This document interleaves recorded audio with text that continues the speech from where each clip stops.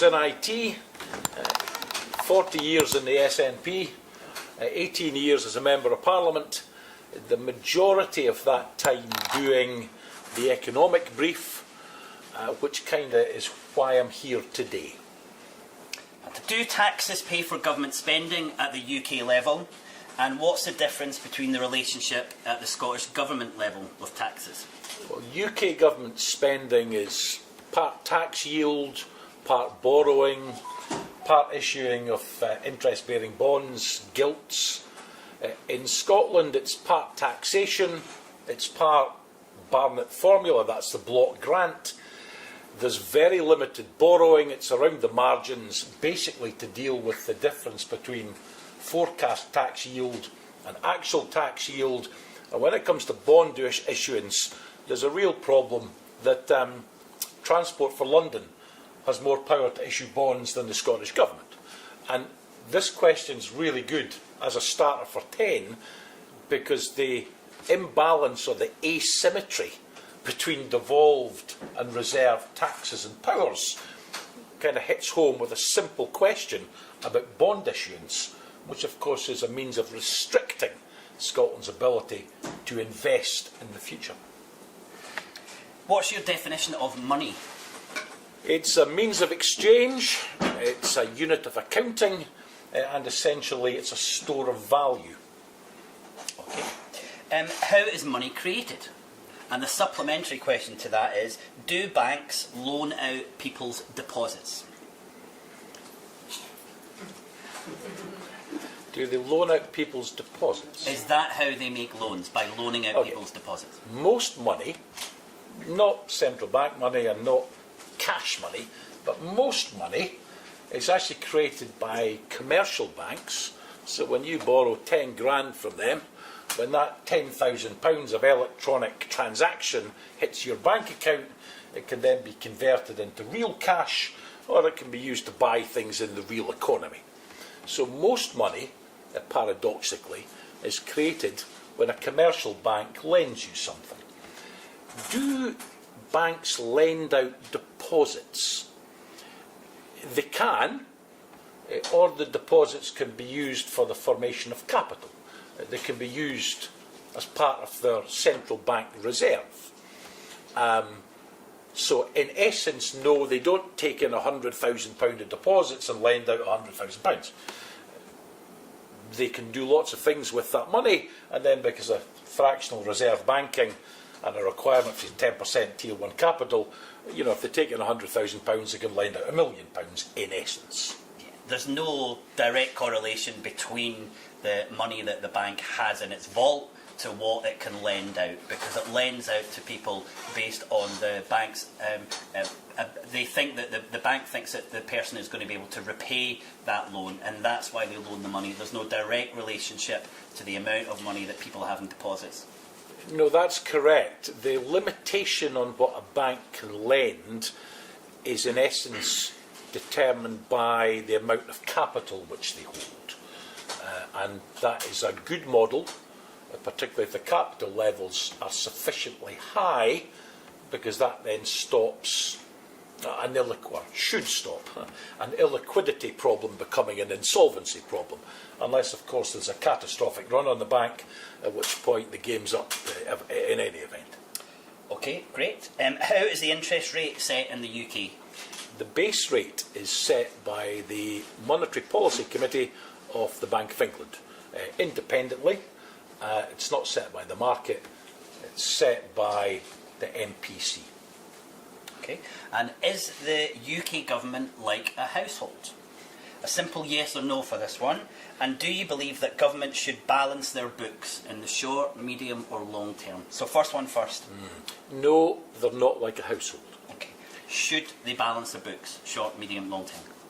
Right, let's split this into revenue spending and capital spending.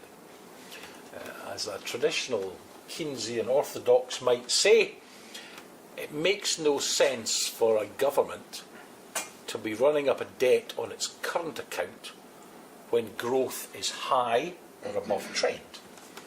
By the same token, it's absolutely essential that they run up a deficit on their current account with low growth or negative growth, for no other reason than the automatic stabilisers must kick in. The money to pay unemployment benefit, housing benefit, mortgage support simply must be there.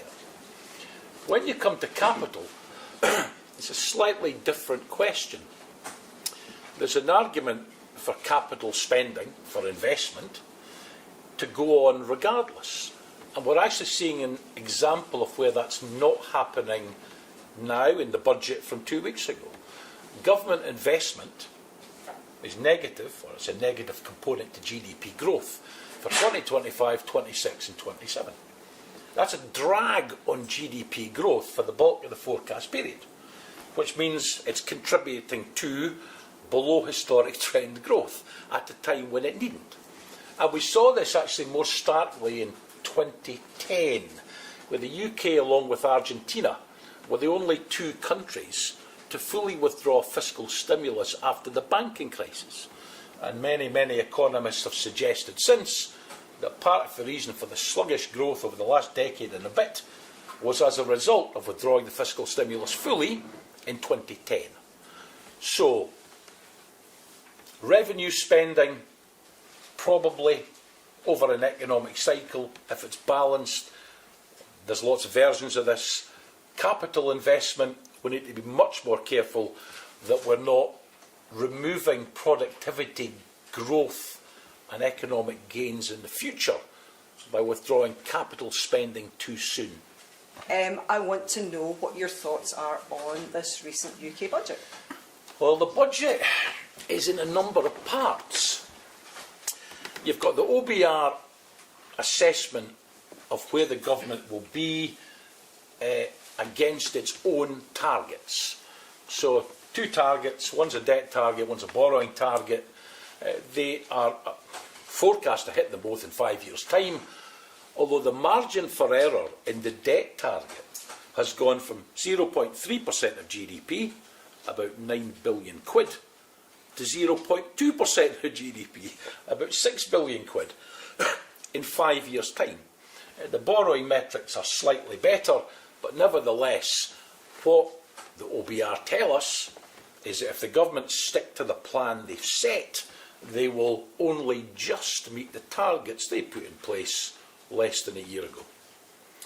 Secondly, it tells us what all the metrics look like for the forecast period. So the government investment target, it's negative for the bulk of it, a drag on growth. GDP growth itself, pretty tepid.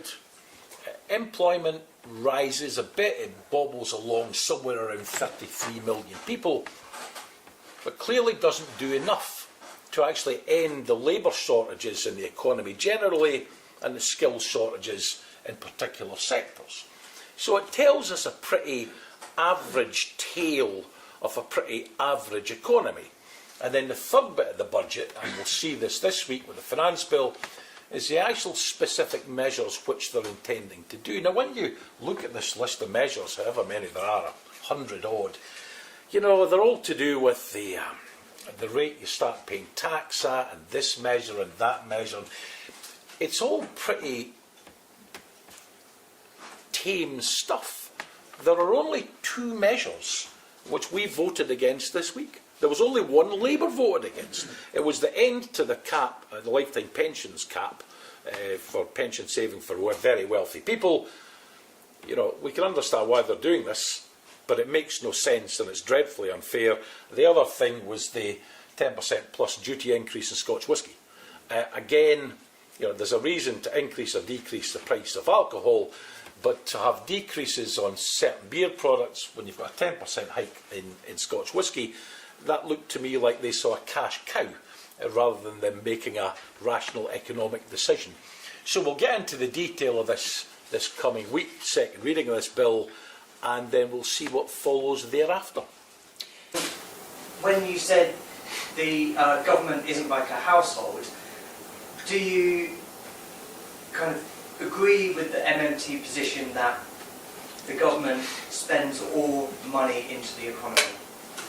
I'll just repeat that question for the online audience. Do you believe that government spends and then taxes? So effectively, taxes don't account for any government spending. They're simply a way of deleting currency out of the economy. Or do you think that taxes for the UK as a monetary sovereign actually pay for services? Because whether the money is borrowed and the tax yield then pays off that debt, or whether the tax yield comes in and then it's spent on the services, is actually irrelevant.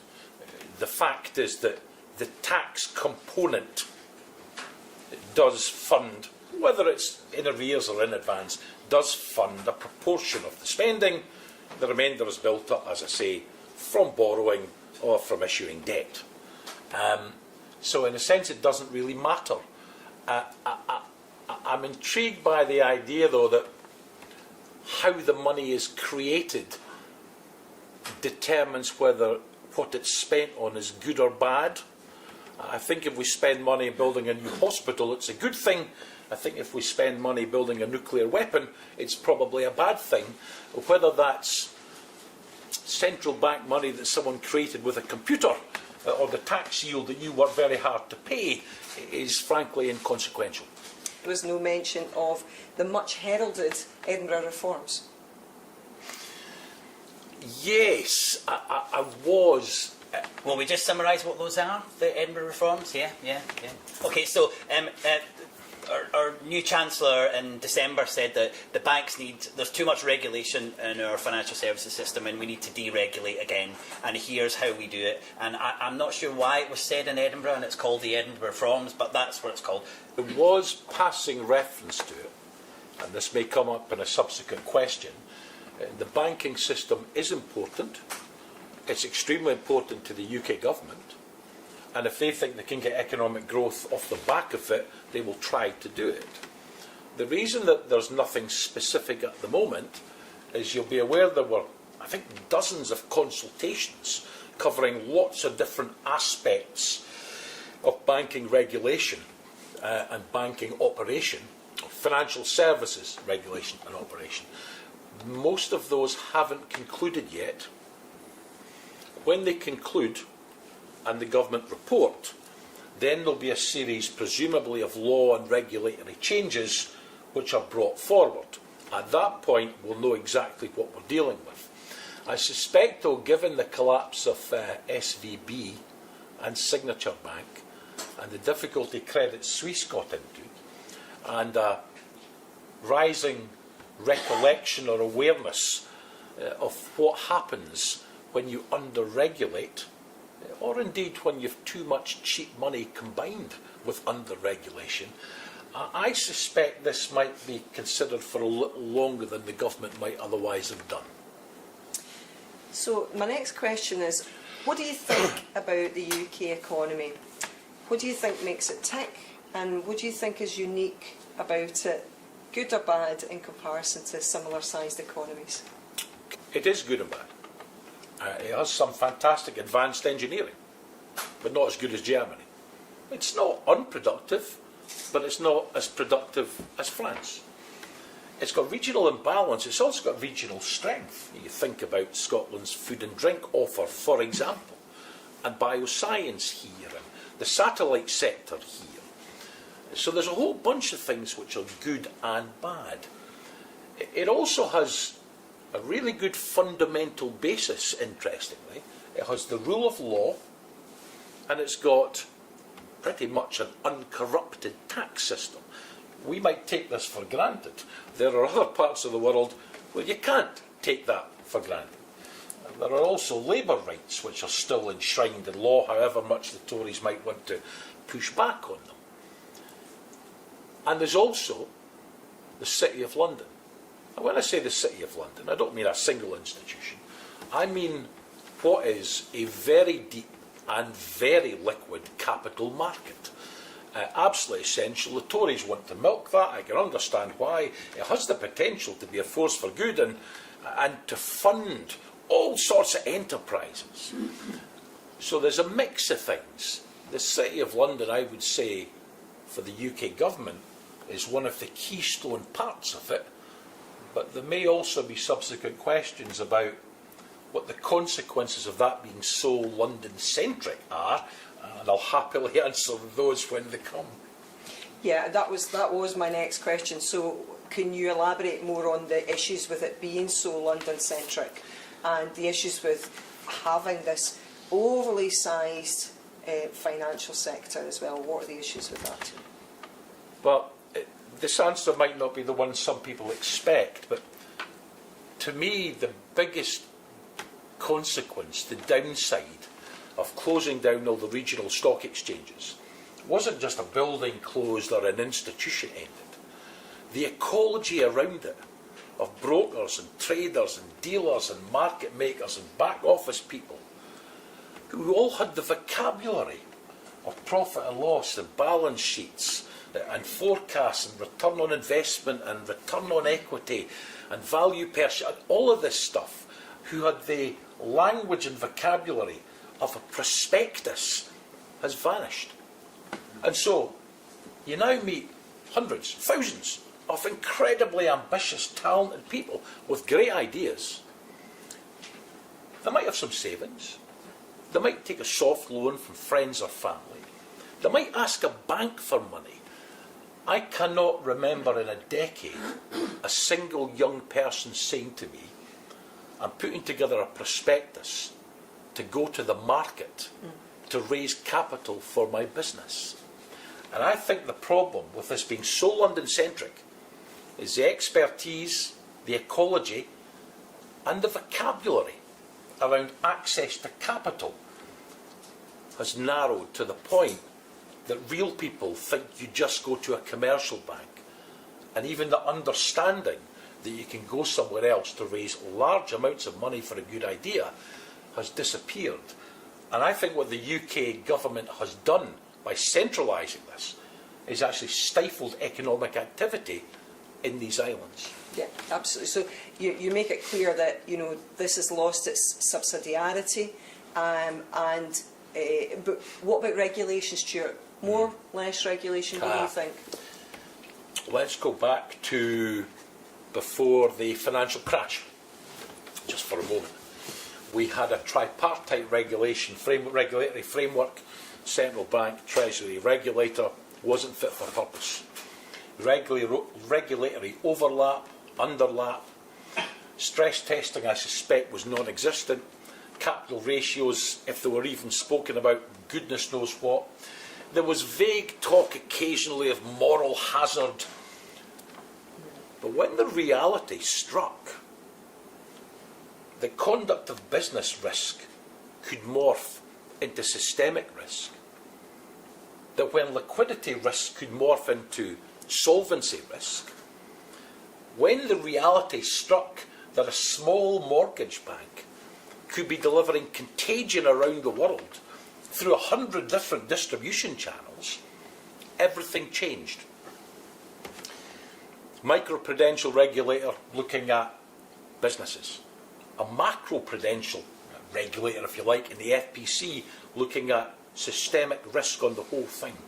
An independent interest base rate setting body. A conduct of business regulator, because we now know how important that is. Regular stress tests, much higher capital, much higher again for systemically important financial institutions. Absolutely vital. Do we need more? Do we need less? My judgment is we've probably just about got it right.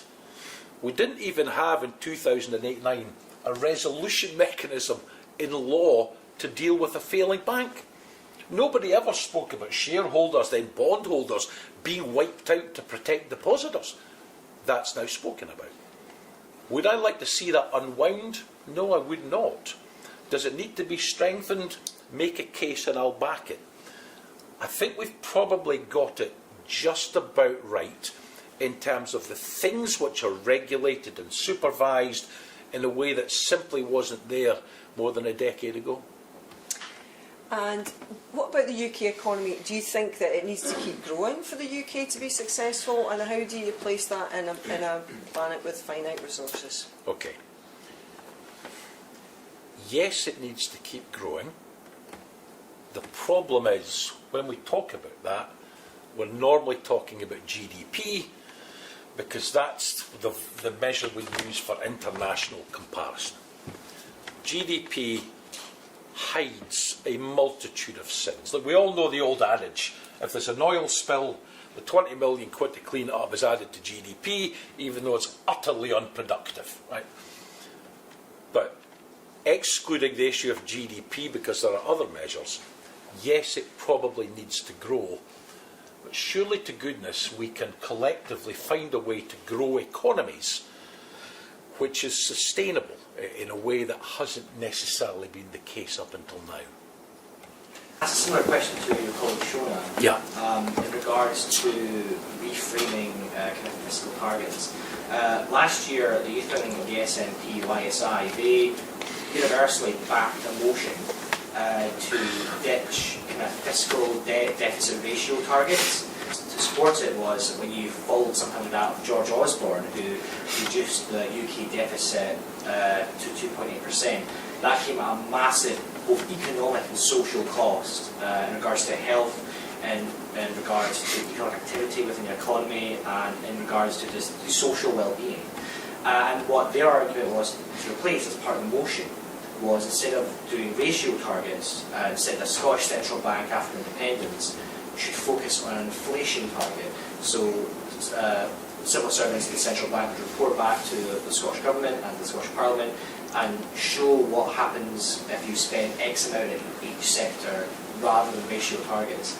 If that motion went to SNP conference, would you support that motion? And if so, why? And if not, why? So this is just, should we have fiscal targets that are related to our debt to GDP ratio? That's for the online audience at summary. The targets that I would like to see, and I'll explain why if anyone cares to ask later, that the targets I would like to see are around stability. I think the inflation target is actually quite a good one in that regard. In terms of ratio targets, if you're allowing your automatic stabilisers to function,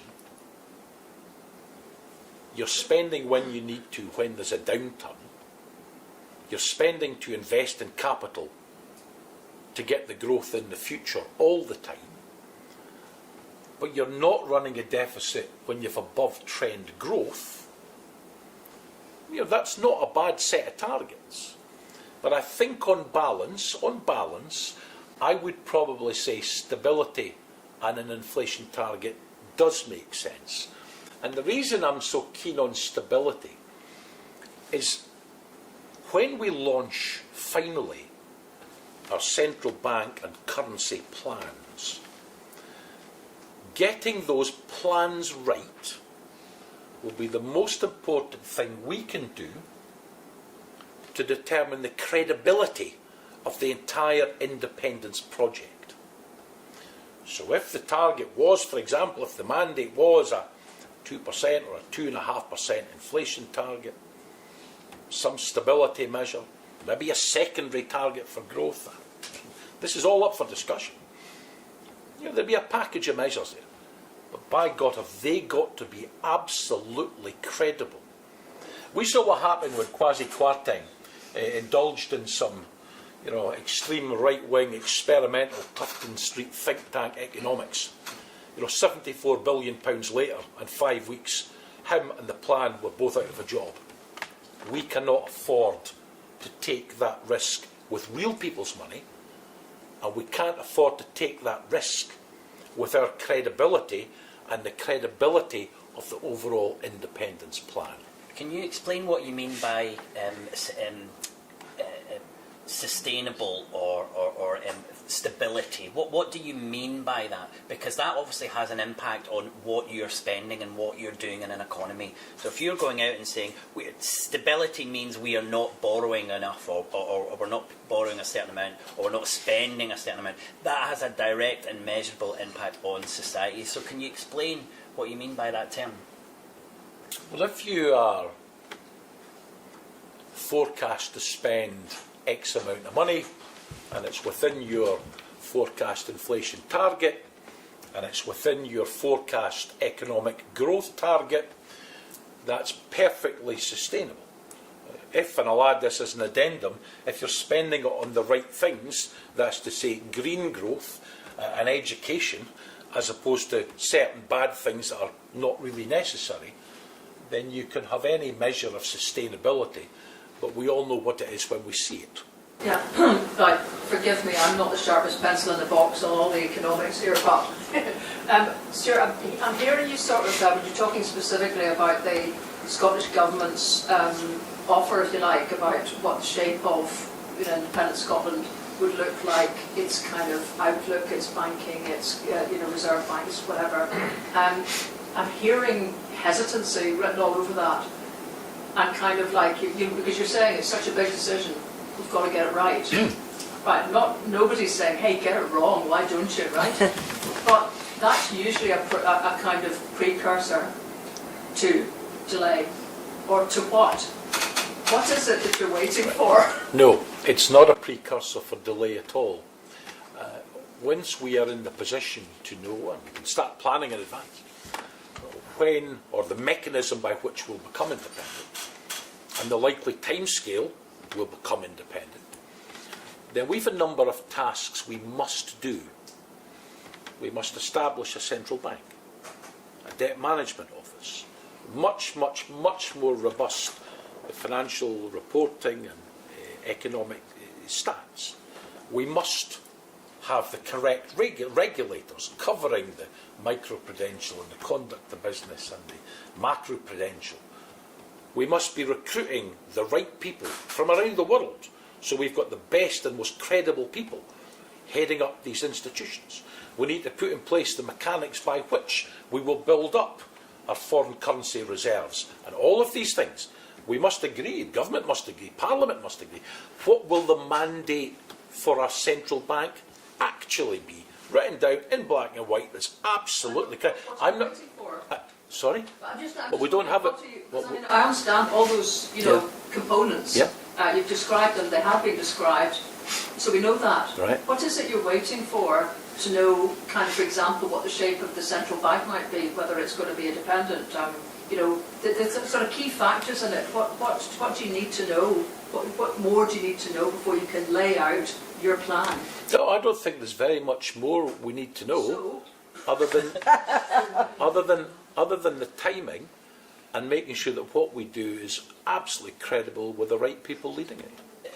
Everything you're saying, I don't think anyone would disagree with, but it doesn't sound very inspiring to a population who want to vote for an economy that's different. Yeah. And this is why I think if we focus too much on stability and talk about making sure that we've got the right foreign exchange policy and we've got reserves in place and we've got the right people, I would like an economy, and I would like our government to say that we want to ensure that we've got full employment.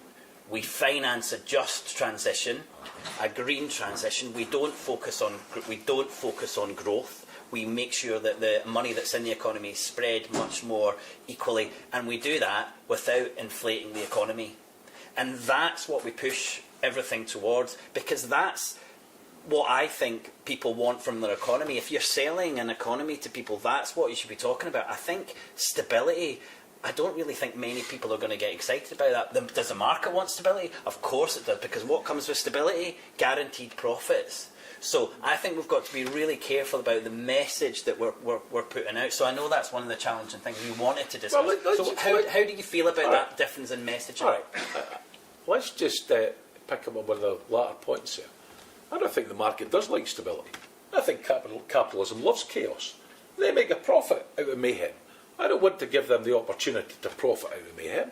Absolutely not. In terms of the targets or the objectives you set, full employment, a just transition, 100%, I don't think anyone would be in disagreement with that. But here's the rub. We can be as excited as we like about the opportunities.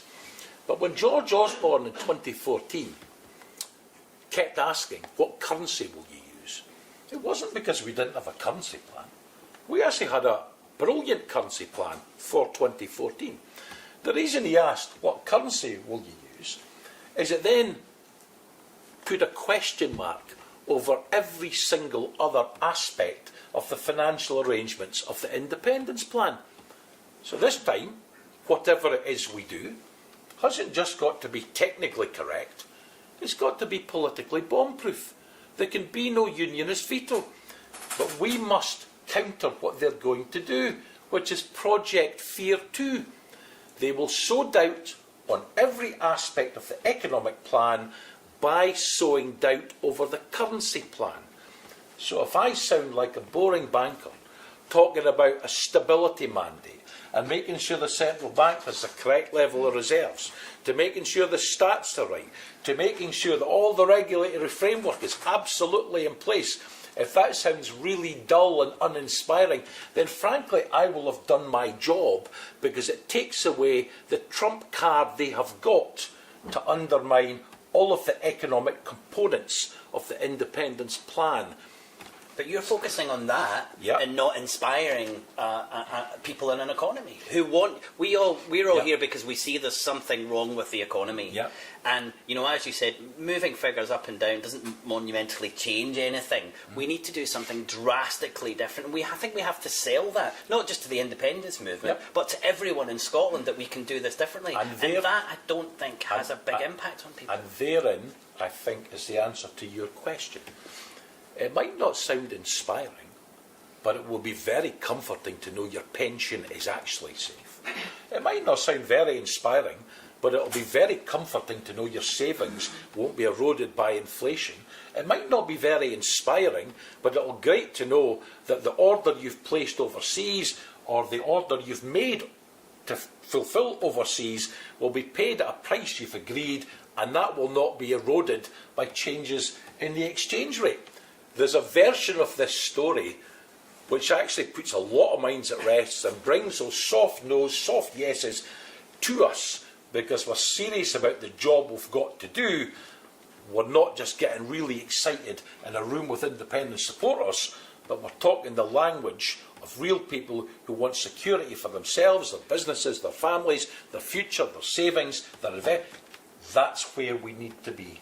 I found it very helpful to actually separate the issue of currency into two things, because there's the political aspects in an election or whatever it's going to be, and then 2 or 3 years later, after the end of the transition period, when you get to actual Independence Day, there's what's actually going to happen. And they're quite different. And what actually happens doesn't necessarily need to follow a plan that was produced 3 years ago, because circumstances might change. But maybe you can comment. I think in the Scottish Currency Group that the only thing that works politically in a referendum or election campaign is to simply say that Scotland will have its own currency as soon as practicable after Independence Day, having used the transition periods to make all the necessary arrangements to give that future government the opportunity to introduce the currency at the timing that it determines. And we don't want all the stuff in the white paper about following European, the no growth and instability pact rules and fiscal, ratios and all that. It needs to go in the bin, and anything, mentions of just using sterling also should go in the bucket, and just leave it as a nice simple thing which cannot be challenged. Can we just can we just simplify things and say we're going to do what we're going to do? Is that not enough stability for people? Do we need to be so descriptive, considering we don't really know what's going to happen? The first bit I agreed with entirely. We will move to an independent Scottish currency as quick as it is economically viable to do so, or a version of that. I'm perfectly relaxed about that. The problem with the second part of the formulation is, but what level of foreign currency reserves will you have? What will the regulatory framework look like? I don't think we can run away from some of those difficult questions.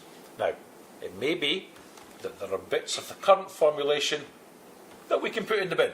You might be absolutely right. But I don't think we can hide from some of those legitimately difficult questions.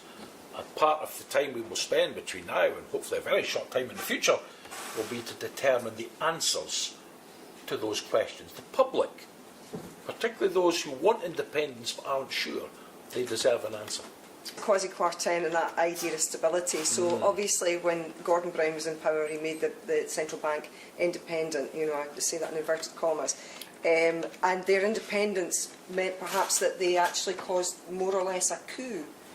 Do you think that's really what happened there? And, you know, handing that control over to the central bank, that is a two-headed problem. It certainly was not a coup. The economy was collapsing at a rate of knots, particularly the pensions industry, a rate of knots. I think what it did demonstrate is when you have fiscal policy and monetary policy working against each other, it's not a very happy place to be.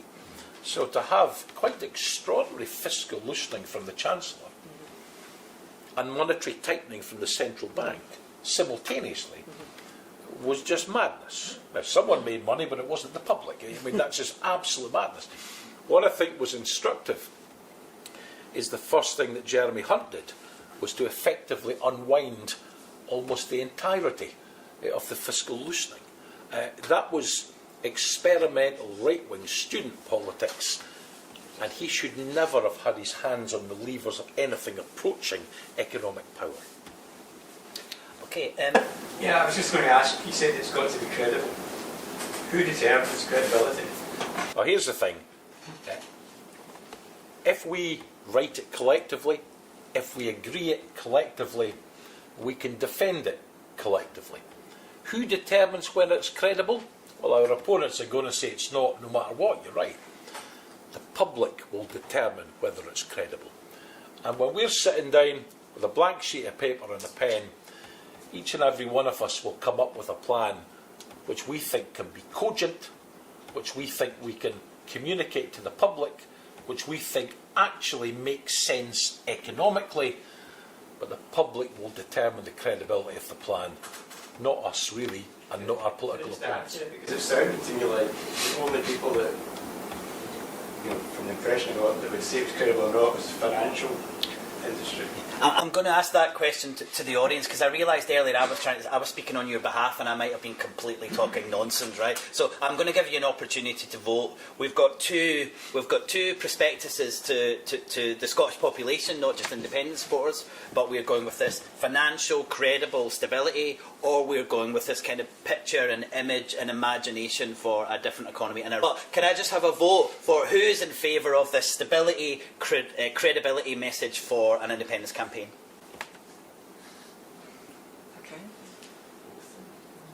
Okay, and the image for a very different and much better and fantastic, amazing economy. Okay, so we're about 50-50 there. 50-50, Much for your engagement. I hope you've enjoyed that. Thanks very much.